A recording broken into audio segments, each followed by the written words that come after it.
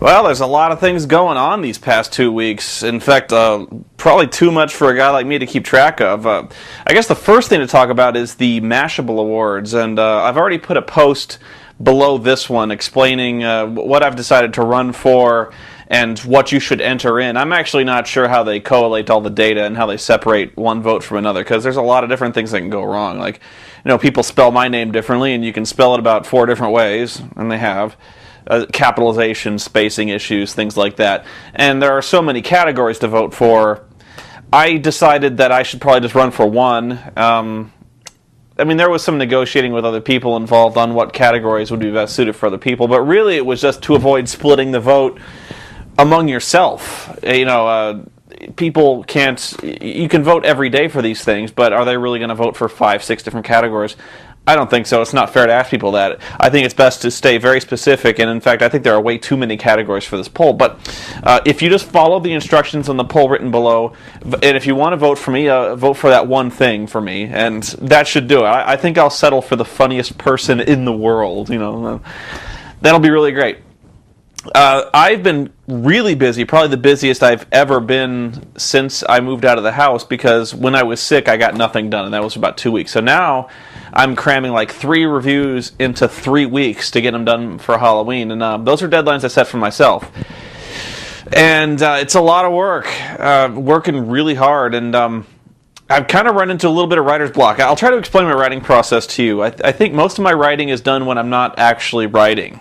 I spend a lot of my writing time just kind of staring at a blank page, waiting for my muse to strike me, if that makes sense. And some reviews, it's much easier than others. I actually find the review writing process very easy. What I struggle with is actually the intro and the conclusion to every review. There's a lot of thought goes into those, even if it's something as simple as like the nightmare thing, where I just kind of sit down and I start talking about should this be FMV hell, that kind of thing. And so I like the beginning and the ending to kind of connect, and I don't know why, but I kind of like the reviews to kind of flow one into the other, which is probably not a smart move, especially considering the episodic nature of these things, where there's not really a storyline between them. I've kind of created the storyline that goes between reviews, and so sometimes you're kind of forced to watch them in order, which may not be that good of a thing for my kind of idea, where I kind of have this chronology. I don't know, but I do tend to work a lot on the intro, just how to lead into things and how to lead out of them. When I get started, once I get started talking about a review or a game or something like that, it's really easy for me. But those intros, it's a bear. And so I've spent the last day or two just kind of staring at a blank screen, working on the next review, which is Pumpkinhead. So what I've kind of decided to do was I'm going to put Pumpkinhead off to next week, and this week I'm going to do Terror Tracks, because that one is essentially already done. I've just got to do a little bit of voiceover recording for that, and it's done. So I think that'll give me some time to prepare for that, and that way I'm not really rushing things.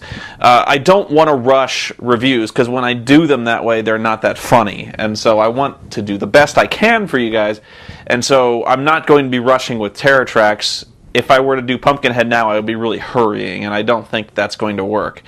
Sometimes I think I should just kind of sit down and be like, I have a bad game, and it sucks, and here's why, and just, I don't know. But there's a lot of effort goes into that.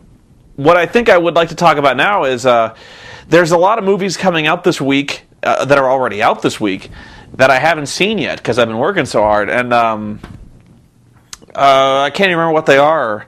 Where the Wild Things Are, the Coen Brothers movie, the Last Man, or whatever it's called, that one's kind of gone under the radar, which is surprising for guys who have had that much success at the Oscars, from No Country for Old Men, and the fact that I can't even remember the name of this movie. It's supposed to have a really shocking ending and things like that. Please don't spoil it if you're watching and posting comments on this.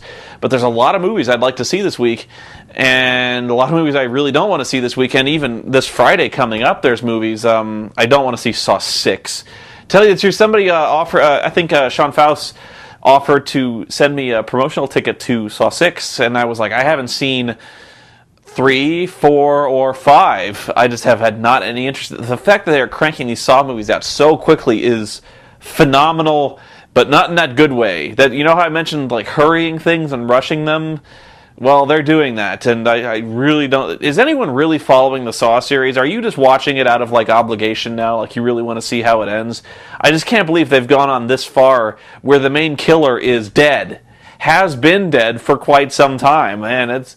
And what really strikes me about Saw is the fact that this guy is a fucking shop-class savant. I think this guy's got cancer or something like that. At the height of this guy's illness, he is crafting like the most elaborate functional death traps in the world. Not only that, like he is like grooming apprentices, like 2 or 3 apprentices, sometimes false apprentices, to lure the true apprentices off the true path, and like setting these long-term, several-year-long schemes in motion to like trick and double-cross people. He's swallowing condoms with like DV cassette tapes in them, so after he's dead, the coroner will find stuff in his stomach. This guy's ability to plan long-term rivals that of Batman. And that's saying something. This guy is fucking amazing, and it was straining credulity at the second movie, and now we're at like 6. Saw in Space, guys. We're gonna see it someday. Not today, but someday. Saw in Space.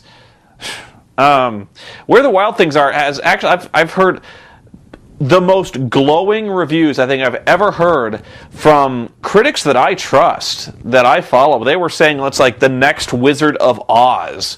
Which, if you think about that, that is unbelievable praise to heap upon a movie. That next Wizard of Oz, wow.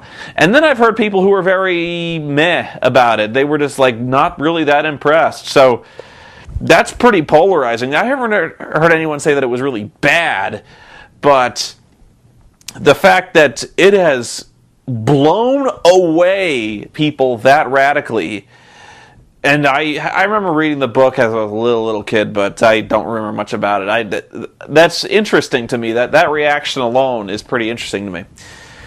What I've been doing lately, though, is a lot of writing and a lot of playing games, because that was actually the news I was more interested about, was the fact that so many great games were coming out, very much anticipated games, and they came out at the same time, but the one I rented first was Brutal Legend. And I played that game from beginning to end, and to tell you the truth, I was not that impressed. And I know you're going to say that's just me being a curmudgeon, and actually I started to like it a little more as it went on, because I was much more interested in the story, which was very good, but I was less impressed with the gameplay, which was really not that good, especially... I think we've played games like this. I don't know why I felt misled on this one, but I was expecting more of an RPG. In fact, I was kind of expecting a turn-based RPG, which I have not followed any of the buzz. I think that would have probably dispelled any illusions. But I for some reason, I got it in my head that Brutal Legend was an RPG, and it's not. Oh man, it's not. What it is, it's kind of a hybrid action-adventure type game where you run around and kill things. But what really surprised me about this one, and again, maybe it shouldn't have surprised me if I'd followed the buzz, but this game becomes at about the halfway point to be primarily an RTS. And right off the bat, there's kind of a negative connotation I get with that, because console RTSs, I've never liked the idea, because the whole notion of controlling an RTS with a controller seems wrong to me. And to be fair, I have not played any RTSs on the console, just based on that personal bias alone, like Command and Conquer, I think maybe Battle for Middle-earth or whatever that one is called for the Lord of the Rings. Haven't played any of those on the consoles. Don't really want to, because I always thought that... I just can't imagine giving up the control of like mousing over a group of units and sending them off, and like assigning them to hotkeys on the keyboard and sending them off. Taking that down to controller level seems just abomination to me. With Brutal Legend, though, it becomes this RTS, which is really, really surprising to me, and I liked it a lot better than I thought I would, because I actually think Brutal Legend does RTS on the console about as well as it can be done on a console. Now, is that a good thing? I actually thought the RTS version far outstripped and exceeded the action-adventure part of the game. Is it unwelcome? Yeah, a little bit, but I think if it had just come right out and said it was an RTS like from the beginning, instead of kind of leading down this path where you were kind of expecting to set up this action game, because I think the action elements are really lacking.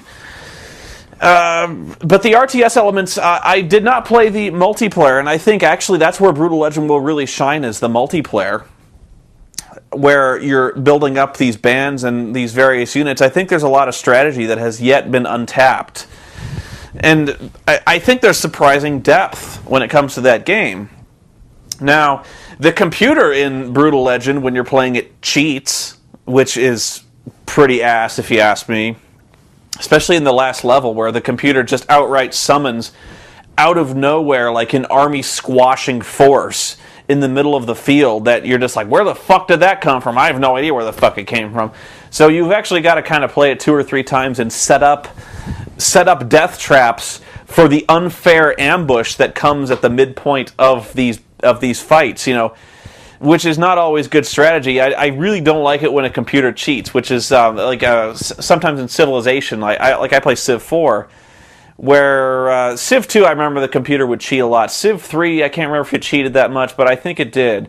Civ 4, it would cheat, but only if you set it at a difficulty level where you allowed it to cheat, which I thought was kind of cool. So yeah, but the computer in that one cheats. Multiplayer RTS on Xbox Live, I don't know if there's much of a problem with rage quitting with the RTS. I think you might run into that a lot with Brutal Legend, though, if you start playing that. That kind of seems like a game where you start to realize you're losing, and there's not a whole lot you can do to pull yourself out of that when you start to lose booths and stuff like that. I think once somebody has started to gain a real advantage, it's hard for them to lose it. On the other hand, the fact that you're at a very personal level on this RPG, or the RTS, means that you can be easily misled with like feint attacks and misdirection and things like that. And I think there may also be a lot of intricacies with the way the units complement each other. Like if somebody is really focusing on one end of the spectrum with like melee combatants, you can come back with these other items. Maybe, I don't know. I didn't play it that much. I played through the single player campaign and just returned it. It was a rental. I played through the rental. And I wasn't unhappy. It was a very good rental, but it wasn't any more than that. I actually thought the story was much more interesting than the adventure, which is not really that good of an endorsement of a game. But it was really hard to deny the enthusiasm and the awesomeness of the story, because this really is one of the more metal stories that you'll ever play, and you really want to see how it turns out, even if you're not that impressed with the game, and if you don't really care about the unlockables and the collectibles, and I didn't really care, but it was kind of fun watching the various metal things that would happen in this game, like just watching the landscape, and it really did feel like you were like living in an album cover, and the fact that the soundtrack was really cool, and it had bands like Manowar, which is one of my favorite bands of all time, Manowar. Every song Manowar ever did is about like dwarves coming down from the mountain and just fucking killing you with axes on motorcycles and things like that. It's like, Manowar is awesome if you've never heard of it. I remember getting the Manowar anthology, which has like one of the most homoerotic covers that I've ever seen. It's just like 5 muscle dudes in loincloths with like medieval weapons, and you're just like, that is so gay and metal, but mostly gay. What's really interesting about Brutal Legend is the fact that the voice acting is surprisingly good, and you wouldn't think that. Jack Black's enthusiasm counts for a lot in this.